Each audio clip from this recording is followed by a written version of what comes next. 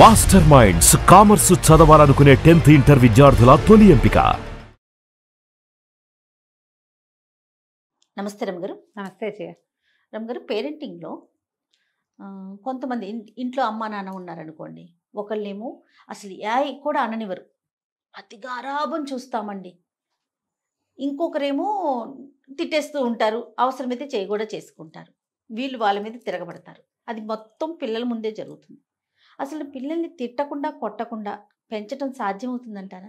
పెంపకం అంటే జయ అమ్మా నాన్ననే కాదు, ఒక్కొక్కసారి గ్రాండ్ పేరెంట్స్ కూడా ఉండొచ్చు. ఒకటి, ఈ అమ్మా నాన్నల్లో చెరుకో రకం ఉంటారు. సాధారణంగా అమ్మా నాన్న ఒకేలా ఉండరు ఎక్కడాను. వాళ్ళో రకం వీళ్ళో రకం ఉంటారు. చెరో రకము. ఇందులో అమ్మమ్మ వాళ్ళు ఉంటారా, నాయనమ్మ వాళ్ళు ఉంటారా, ఇది ఒక పాయింట్. వాళ్ళు ఎవరు లేరు, వీళ్ళిద్దరే. ఎవరైనా ఉంటే ఏమిటి, లేకపోతే ఏమిటి, రెండు మాట్లాడాలి మనం. అవును. భార్య భర్త ఇద్దరే ఉండి పిల్లల్ని వాళ్లే పెంచుకునేటప్పుడు కొట్టక్కర్లా తిట్టక్కర్లా జయ. కొట్టద్దు తిట్టద్దు, ఓకే, అవసరం లేదు. కొట్టాల్సిన అవసరం లేదు, తిట్టాల్సిన అవసరం లేదు. మాట్లాడితే సరిపోతుంది. దానికి ముందు బేసిక్ ఏమిటి, మీరు కొట్టుకోకూడదు, తిట్టుకోకూడదు. అది మీరు మాటలతోటి సార్ట్ అవుట్ చేసుకునే విధానం ప్రాక్టీస్ చేస్తే అలా ఎలా కుదురుతుంది అంటారు. పెళ్ళైన దగ్గర నుంచి చేయాలమ్మా. ఉద్రేకపడి నా నోటుకొచ్చినట్టు మాట్లాడేస్తాను, లేచకపోతాను, బయటికి వాకౌట్ చేస్తాను, ఫోన్ చేసి మా ఇంటికి వెళ్ళిపోతాను, చేతిలో ఉన్నది విసిరి కొడతాను, లేదా ఎదురుగుండా ఉన్న వాళ్ళ మీద చెయ్యెత్తుతాను, లోపల ఉద్వేగ మొత్తాన్ని బయట పెడితే గానీ నాకు కుదరదు, చిన్నప్పటి నుంచి నేను అంతే, మా ఇంట్లో కూడా అంతే, మా అమ్మ నాన్న నన్ను అలాగే పెంచారు అని ఒక రకం. ఏదైనా కోపం రాగానే చేతిలో విసిరి కొట్టేయటం, బయటికి లేచి వెళ్ళిపోవటం, సమాధానం చెప్పే సత్తా లేక ఆర్గ్యూ చేయటం, లేదా వాకౌట్ చేయటం. ఈ తత్వాలు ఉన్నవాళ్ళు పిల్లల్ని బాగా పెంచలేరు. ఏదో పెరుగుతారు పిల్లలు, వాళ్ళే అమ్మ, మనమేం పెంచక్కర్లేదమ్మా పిల్లల్ని. ఏడాదికి రోజుకు రోజు గడిచిపోదా, అంతే. ఏడాదికి ఏడాది వెళ్ళిపోదా. మొన్న చూసాం, వాడు ఎవడనో 4th క్లాసో 5th క్లాసో, ఇప్పుడు అప్పుడే ఇంటర్మీడియట్. వాడు ఇంత బుడ్డాడు, మనకు తెలిసి ఇప్పుడు మీసాలు కూడా వచ్చి తెత్తు నుండి వాడు బొంగురు గొంతు ఏమిటి, వీడు వాడు ఒకటేనా అనిపిస్తుంది. 5-6 ఏళ్ళు ఎంతలోకి వెళ్ళిపోతాయి చెప్పు, ఊరికే వెళ్ళిపోతాయి. పిల్లలు పెరిగిపోతారు. ఆడపిల్లలైతే తోటకూర కాళ్ళలే రైమని వచ్చేస్తారు 4 రోజుల్లో. పెంచేదేమిటి, సరైన ఎన్వైర్న్మెంట్ ఇవ్వడమే. ఆ సరైనది ఏమిటి, వాళ్ళు పీస్ఫుల్గా ఉండేది, వాళ్ళకి హెల్ప్ఫుల్గా ఉండేది, వాళ్ళు ఏదైనా నేర్చుకునేది, జీవితంలో ముందుకెళ్ళటానికి ఈ ప్రతి ఒక్క రోజు ఎంతో కొంత పిల్లలకి సహాయకారిగా ఉండేది నువ్వు ఏదైనా ఇవ్వగలిగితే అది పెంపకం. లేకపోతే నువ్వు పెంచేది లేదు, వాళ్ళు పెరిగేది లేదు, దాని అదే పోతూ ఉంటుంది. అవి పోతాయి అంతే. ఎక్కడైనా ఇదే కథ. నువ్వు కేకలేస్తావా, కొడతావా, నయానా భయానా భయం చెప్పుకుంటావా, కళ్ళ భయమే పెడతావా. మా పిన్ని ఒకరు ఉండేవారు, ఉన్నారులే ఇప్పుడు కూడా. ఓసారి అంబరీష్ మాట వినలేదు, 2 మట్టిలో, ఎప్పుడు మట్టి, కొత్త బట్టలు వేసుకుని మట్టిలోకి వెళ్ళిపోయేవాడు. వేసాను 2 అని చెప్పాను నేను. కొడితే ఏముందే, అట్లా కొట్టకూడదు, కళ్ళ భయం చెప్పాలి పిల్లలకంటే. కళ్ళ భయం అంటే వాడు మన వైపు చూస్తే కళ్ళ భయం. వాడు ఏదైనా అల్లరి చేయదలుచుకుంటే పిలిచినా నా వైపు చూసేవాడు కాదు మావాడు. నా వైపు చూడు అని చెప్పి వద్దు అని చెప్పాలి మనం. అసలు వాడి వైపు చూస్తేగా మన వైపు. వాడు ఏదైనా చేయదలుచుకుంటే నిశ్శబ్దంగా 2 నిమిషాలు ఉన్నాడంటే వాడు ఏం చేస్తున్నాడు, 5 మినిట్స్ పలకలేదంటే వాడు ఎప్పుడో రోడ్డు మీదకి దాటేసినట్టే. 2 ఏడు నుంచి రోడ్డు మీదకి వెళ్ళిపోయేవాడు జయ మా అబ్బాయి. కళ్యాణ్ నగర్లో చాలా మందికి తెలుసు. మా వాడు పార్క్లో ఉండేవాడు. వాడికి జారుడు బండ అంటాను రాదు, ఆ పాటికి మాటలు తొందరగానే వచ్చినాయి కానీ దాన్ని ఏదో తమాషాగా అనేవాడు. ఎంత జారుడు బండ పిచ్చో. 7 ఏడాది వయసు అప్పటి నుంచి అలవాటైంది. ఇల్లు దాటేసి పార్కులోకి వెళ్ళిపోవటమే, జారుడు బండ కోసమే వెళ్ళిపోయేవాడు వాడు. దానికోసమే వెళ్ళేవాడు. మీ వాడు పార్క్లో ఉన్నాడని ఎవరో ఫ్రెండ్స్ 2-3 మా లైన్లో ఉన్న అందరూ డాక్టర్ గారు పేషెంట్లు వాళ్ళు కొంతమంది కాగా క్లోజ్ అయిన వాళ్ళు ఉన్నారు. మీ వాడు పార్క్లో ఉన్నాడు. 5th 7th దాకా సాయంత్రాలు వెళ్ళి వెతుకుని పార్క్ నుంచి ఇంటికి తెచ్చుకునేదాన్ని నేను. పిల్లలు అలా ఉంటారు. ఇక భయం లేదు, భక్తి లేదు. కొట్టినప్పుడు ఎప్పుడో 1-2 దెబ్బలు వేయటం, లేకపోతే లేదు. మరీ మాట వినకుండా ఉంటే గనక ఏదో 1 దెబ్బ 6 దెబ్బ కొడతారు. మొండిగా చెప్పిన మాట మనం చెప్పేది వాళ్ళు అర్థం చేసుకోకపోతే 1 దెబ్బ వెయ్యాల్సి వస్తుంది. ఇప్పుడు మీరు ఇద్దరు ఉండి మీ ఇద్దరు ఒకళ్ళతో ఒకళ్ళు సానుకూలంగా మాట్లాడుకుంటూ ఉంటే ఎప్పుడో తప్ప పిల్లల్ని అసలు కొట్టవలసిన అవసరమే ఉండదు. సాధారణ స్థితిలో ఏదైనా ఒక లాజిక్, ఒక రీజనింగ్ ఉంచుకోండి, అప్పుడు మనం కొట్టక్కర్లేదు. ఇంకో కొంతమంది తల్లులు ఉంటారు, ఇరిటేషన్ వీళ్ళకి, ఎవరేమన్నా పిల్లల్ని కొడతారు. వాడు ఆడుకుంటున్నాడు, ఆ టైంలో కూడా కొడతారు. వాడు పీస్ఫుల్గా ఉన్నప్పుడు కొడతారు, ఇందాక అలా చేసావని ఇప్పుడు కొడతారు. వాళ్ళ ఇరిటేషన్ని అణుచుకోవటానికి కొట్టే తల్లులు ఇప్పటికీ ఉన్నారు పాతకాలం పద్ధతిలో. ఇది తప్పు. ఓకే. పూర్వం అంటే ఒక 100 ఏళ్ల క్రితం పిల్లలకి తల్లులు దండించిన కథలు మనకి కనపడవు.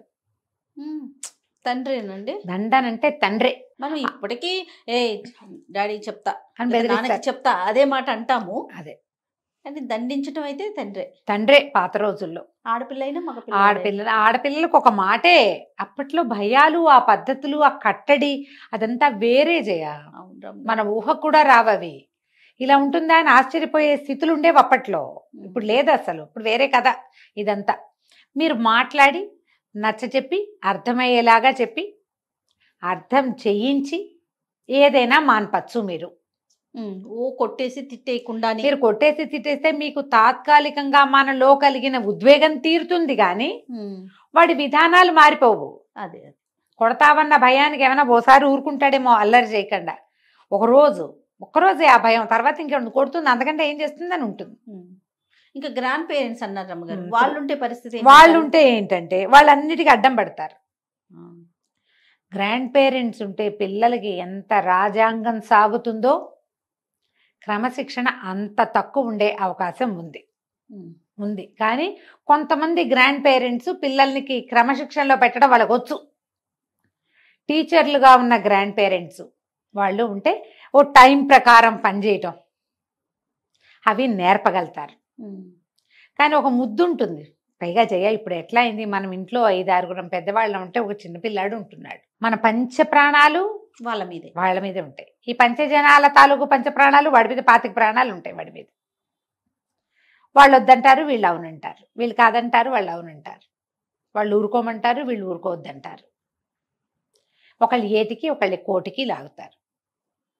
పిల్లలకి ఏదైనా క్రమశిక్షణ వ్యవహారాల్లో పెద్దవాళ్ళు కలిగించుకోకపోవటం మంచిది. వాడు పెద్దవాళ్ళతో హ్యాపీగా ఉంటే నా పిల్లాడు వీళ్ళతో హ్యాపీగా ఉన్నాడు అని ప్రిజుడిస్ లోపల ఫీల్ అయిపోయి మీరు కొట్టకూడదు పిల్లల్ని. చేస్తారట్లా? నా మాట వింటలేదు, నా మాట వినలేదు, నేను చెప్తే వినలేదు, వాళ్ళ నాయనమ్మ చెప్తే వింటున్నాడు అని కోపం వస్తుంది, ఉక్రోషం. వీడు నా పిల్లాడు. అలాంటి ఊహ రావట్లేదు కదా నీకు? 100% ఉంటుంది జయ. నా మాట వినని నా పిల్లవాడు వేరెవరి మాట విన్నా నచ్చదు మాకు. వేరెవరు అంటే ఇక్కడ మేనత్త కావచ్చు, అమ్మమ్మ కావచ్చు, నాయనమ్మ కావచ్చు, తాత కావచ్చు, మామయ్య కావచ్చు, ఎవరైనా సరే కాదు రమ్మగారు. ఇంట్లో ఉన్న ఆడమ్మకి వాళ్ళ అమ్మ చెప్పినా కూడా వినకూడదని, అమ్మమ్మ చెప్పినా కూడా పిల్లల మాట వినకూడదని ఉంటుందా? కాదు, వాళ్ళ అమ్మమ్మ మీద ఎక్కువ ప్రేమగా ఉన్నారంటే కూడా వీళ్ళు ఓర్చుకోలేరు. అవునా? సరే పోనీ ఏ నాయనమ్మ మీదో మేనత్త మీద ఉన్నారంటే ఈవిడికి ఏదో ఇష్యూ ఉంది అనుకోవచ్చు. వాళ్ళ అమ్మ మీద ఉన్నా కూడా నా పిల్లాడు నాతో ఉండకుండా వీళ్ళతో బాగా ఉంటున్నాడు, వాడి పిల్లవాడు ఇచ్చే ఎక్స్ప్రెషన్స్ తోటి ఉంటుంది. అది కంట్రోల్ కావాలి. పిల్లల్ని ఈ రోజులో ఇది కొట్టే రోజు తిట్టే రోజు కాదమ్మా. ఇంకా మనకి ఇండియాలో పిల్లల్ని కొట్టకూడదు అన్న రూల్ రాలా, బయటికి వస్తుంది, ఏదో ఒక రోజున వస్తుందమ్మా. అది కూడా దగ్గరలోనే ఉన్నాం మనం దాంట్లోకి. అన్నీ మనకి ఫారిన్ కంట్రీస్ ఐడియాస్ అన్నీ మన వాళ్ళు దిగుమతి చేసుకుంటున్నారు. అందులో ఇది కూడా కొంచెం 13-14 వచ్చేసరికల్లా ఫ్రెండ్స్ వాళ్ళు వీళ్ళు కొడితే ఒప్పుకోకూడదని, వాళ్ళు ఏమైనా తిడితే ఒప్పుకోకూడదని, మీ పేరెంట్స్ ఎవరు నీ జీవితంలో కలగ చేసుకోవడానికని, నువ్వెవరు నాకు చెప్పడానికని, అవన్నీ ఆల్రెడీ వచ్చినాయి అవన్నీ. ఇవి కొంచెం పై ఊళ్ళల్లో అంటే కాస్త పెద్ద పెద్ద కమ్యూనిటీస్లో, కమ్యూనిటీ అంటే మళ్ళీ కులాలు అనుకుంటారు కాదు, కొంచెం అప్పర్ క్లాసుల్లో వచ్చినాయి. లోవర్ క్లాసుల్లో కూడా నోటుకొచ్చినట్టు తల్లుల్ని తిట్టిపోసే పిల్లలు ఉన్నారు. అవునమ్మ గారు కదా, తిట్టేస్తారు. కాస్త మిడిల్ క్లాస్ వాళ్ళే అటుకి ఇటుకి కాకుండా ఇంకా వయా మీడియాగా వెళ్తున్నారు. అంతే, కొన్నాళ్ళకి ఈ మీడియాలన్నీ పోతాయమ్మా. పిల్లల్ని దండించడానికి వీల్లేదు, దండిస్తే పోలీస్ రిపోర్ట్ ఇవ్వచ్చు అనేది ఇండియాలో కూడా వస్తుంది మన కర్మానికి. మనం అది కూడా చూస్తాం, దాని మీద కూడా మాట్లాడుకుంటామేమో. అది ఎట్లాగో జరగబోతుంది. ఫారిన్ కంట్రీస్ లో ఉన్నది అది, అన్ని చోట్ల పిల్లల్ని ఏమంటానికి వీల్లేదు. వాడికి నయానా భయానా చెప్పే వీలు లేదు. ఏదైనా ఒక మాట నువ్వు ఎక్కువ సార్లు ఒకే విషయం గురించి మాట్లాడితే వాడు టీచర్కి చెప్తాడు, మా పిల్లలు మా పేరెంట్స్ నాకు పదే ఈ విషయం చెప్తారంటే దే ఆర్ నార్సిస్టిక్ అని రాసేస్తుంది. ఈ పిల్లవాడికి నార్సిస్టిక్ పేరెంట్స్ ఉన్నారని రాస్తారు వాళ్ళు. నార్సిజం కిందకు వస్తుంది. ఇప్పుడు నాకు ఒక ఐడియా ఉంది, నేను నా పిల్లల్ని ఇంప్రెస్ చేయడానికి ట్రై చేస్తాను, నేనే కాదు నువ్వైనా చేస్తావు. అది వాడు అదేదో చేస్తానంటాడు, అది కాదు డాక్టర్ అయితే బాగుంటుంది, లేదా ఇంజనీరింగ్ అయితే బాగుంటుంది, ఐఐటి అయితే బాగుంటుంది, ఇది ఫ్యూచర్ బాగుంటుందని తోముతాం. నీ తోముడు వాడు వినలేదు అనుకో, నువ్వు మీ తమ్ముడు వచ్చినప్పుడు, మీ చెల్లి వచ్చినప్పుడు, మీ మరిది వచ్చినప్పుడు వినిపిస్తావు. వాళ్ళు కూడా కూర్చోబెట్టి చెప్తారు. కొంతమంది పిల్లలు 50% పిల్లలు లోబడతారు. అమ్మ ఒకటే మెంటల్ కాదు, అందరికీ ఉంది ఈ బెచ్చని దిగుతారు కొంతమంది. ఒక్కొక్కడు ఏం చేస్తాడంటే వాడి ఫ్రెండ్స్కి చెప్తాడు తీసుకుపోయి, మా ఇంట్లో ఇంటికి బాది వాయించేస్తున్నారు, ఇలా చెప్తారు అలా చెప్తున్నారు అనగానే అప్పుడు స్కూల్లో చెప్తారు. అప్పుడు వీళ్ళంతా నార్సిజం కిందకు వస్తుంది. ఇది బాగుంది. అవి కూడా మనం ఎక్కువ దూరంలో లేము, చాలా దగ్గరలో ఉన్నాం. ఎప్పుడో మన నెత్తిన ఆ బండ కూడా పడుతుంది. అవి కూడా ఇప్పుడు చాలా వచ్చినాయి కదా జయ, అది తప్పు కాదు, ఇది తప్పు కాదు, అదేనా, ఇవన్నీ లీగలైజ్డ్ అయిపోయినాయి వ్యవహారాలు. వాటితో పాటు ఇవి కూడా అవుతాయేమో మన కర్మానికి జరగబోతుంది. అదే పిల్లలతోటి మాట్లాడడం ప్రాక్టీస్ చేయండి ఫస్ట్. రెండో పాయింట్, పిల్లలతో సాధ్యమైనంత నిజాయితీగా వ్యవహరించండి. వాడిని వద్దని చెప్పి మీరు చేయకూడదు. మీరు చేశారా మీ విలువ పాతాళంలో ఉంటుంది. వాడు మీ మాట వినడు, ఇంకా మిమ్మల్ని నమ్మడు. ప్రేమ ఉంటుంది, అమ్మా నాన్న అంటే ప్రేమ లేకుండా ఎందుకుంటాయి? అన్నీ వీళ్ళే చూస్తారు, చేస్తారు, తినిపిస్తారు, పెడతారు, డబ్బులు పెడతారు. కావాలి అమ్మా నాన్న. వాడికి చాలా వయసు వచ్చేదాకా అన్ని రకాల సపోర్ట్లకి పేరెంట్స్ కావాలి. ఎమోషనల్ బాండేజ్ ఎలాగో ఉంటుంది.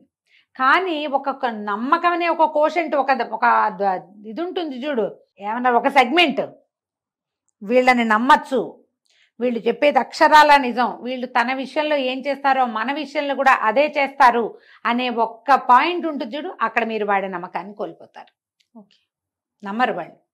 నమ్మించాలంటే ముందు మీరు కొట్లాడుకోకుండా ఉండాలి, పొట్లాడుకోకుండా ఉండాలి, భార్యాభర్తలు ఒకళ్ళనొకళ్ళు కొట్టేసుకోకుండా ఉండాలి, అంటే చేయి ఎత్తేయటం, విసిరేయటం, పాడు చేసేయటం. ఆయన ఇంట్లో వస్తువులు పగలగొట్టేసేవాళ్ళు, అలాంటి వాళ్ళు కూడా ఉన్నారు మూర్ఖులు. పోనీ వాడికి ఏదో ఉద్వేగం చేశాడు అనుకో, వాడి పేరెంట్స్ అతన్నే సపోర్ట్ చేస్తారు. ఇంత వయసు వచ్చింది, పిల్లలు పుట్టారు, ఈ పని ఏంటని అనరు. వాడి కోపం వచ్చినప్పుడు చేస్తారు. కోపం వస్తే అదేంటి సపోర్టా? చెయ్యొచ్చా? ఇది మనం ఏం నేర్పిస్తున్నాం పిల్లలు? వాడు ఆ కోపంలో ఇంకేం చేస్తాడు? ఆ పిల్లల్ని ఏమైనా విసిరు కొట్టేస్తే ఏమైపోతాడు? హంతకుడు అయిపోడు కొడుకు. పేరెంట్స్ సపోర్ట్ చేస్తారు పెద్దవాళ్ళు అయ్యాక. ఈ కోపిష్టి నాన్నలు, కోపిష్టి అమ్మలు, వీళ్ళ తాలూకు స్వభావాలని గ్రాండ్ పేరెంట్స్ సపోర్ట్ చేయకూడదు.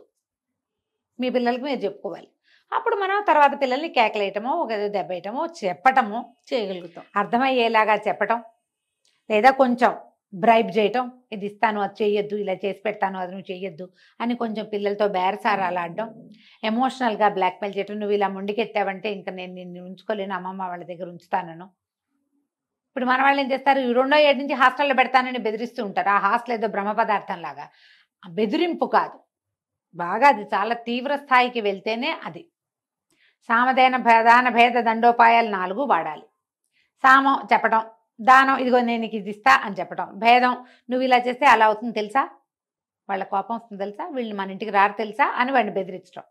4వది దండం. అప్పుడు ఏదైనా ఒక దెబ్బ కొట్టడమో, 2 తిట్లు తిట్టడమో, ఓ పూట అన్నం పెట్టకుండా మానేయటమో, లేదా బ్రేక్ఫాస్ట్ ఇవ్వను నేను నీకు నచ్చింది నేను చేసి పెట్టడం, అలాంటివి ఏమైనా చేసి చెప్పుకోవాలమ్మా. మనకి ఇప్పుడు 15 మంది పిల్లలు లేరమ్మా, ఒకటే లింగు లేటుకు, సింగిల్ కిడ్స్, లేదా మహా అయితే 2 అంతే. ఇందులో ఒకళ్ళు బుద్ధిగా ఉండి ఒకళ్ళు అల్లరిగా ఉండే వాళ్ళు కూడా ఉండే అవకాశం ఉంది. ఈ పిల్లల్లో ఈ రకమైన సమస్యలు రాకుండా మాత్రం చూసుకోండి. మొదట సామధాన భేదాల వరకే వాడాలి. దండోపాయం లాస్ట్, మరీ చివరిది, చాలా చివరిది, కొంచెం చివరి కాదు అది, 4వది చివరిది కాదు, చాలా చివరిది. చివరిగా వాడండి. ఇప్పుడు ఈ కాలంలో అయితే పిల్లల్ని దండించకూడదనే సైకాలజిస్టులు కూడా చెప్తున్నారు. అవి గుర్తుండిపోతాయి. నువ్వెంత పెట్టు, ఎంత చెయ్యి, ఎంత ఎత్తుకో, వాడు డే 1 నుంచి రోజంతా ఎత్తుకునే తల్లులు ఉంటారమ్మా పాపం. పాలు ఇచ్చేటప్పుడు కూడా కూర్చొనివ్వని పిల్లలు ఉంటారు తెలుసా, పిశాచ పిల్లలు. పాలు తాగేటప్పుడు కూడా కూర్చోడానికి ఒప్పుకోరు, కూర్చుంటే ఏడుస్తారు. ఇలా పట్టుకుని ఫీడ్ చేసే తల్లుని ఉంటారు. తెల్లవార్లు నిద్రలు పోరు. మనం ఎంత కాల్చుకు తిన్నామో వాళ్ళకి గుర్తురాదు, తెలీదు. వాడికి కావాల్సింది కావాలి, అంతే అంతే, అది తప్ప రెండోది ఉండదు. అందుకని కొంచెం చివరికి దాన్ని పెట్టుకోండి, అంతే కదా. నమస్తే రమ్మగారు. నమస్తే.